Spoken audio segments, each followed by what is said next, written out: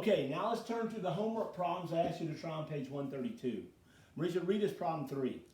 Give an example of a game with an equilibrium pair whose row is dominated. And guess what? Here's one right here.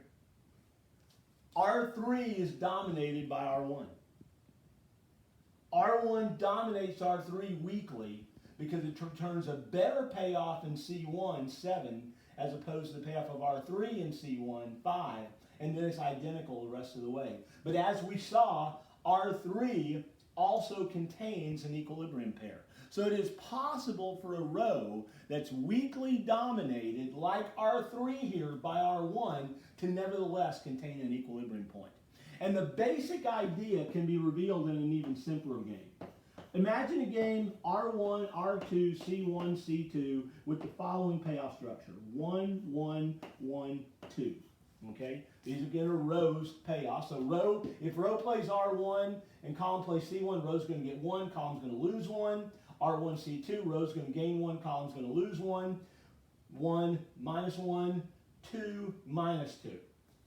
Notice first of all here that row 2 dominates R1, right?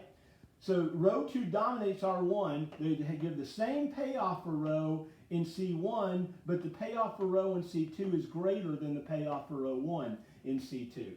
Nevertheless, look where the Nash equilibrium pairs are. These pairs right here are in Nash equilibrium. Right? This pair right here is the minimum in the minimum in the row and the maximum in the column. Minimum in the row, maximum in the column. If they get on either of these points, neither of them has any reason to unilaterally change. Row has no reason to change because it would stay the same. Column has no reason to change, it would stay the same.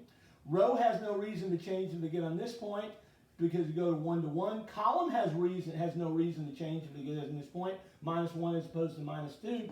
Here's another example where R2 weakly dominates R1, and yet nevertheless, R1 still contains an equilibrium point. So the answer to question problem 3 is yes, it is possible. Here are 2 examples of games that have an equilibrium point in a row that is weakly dominated.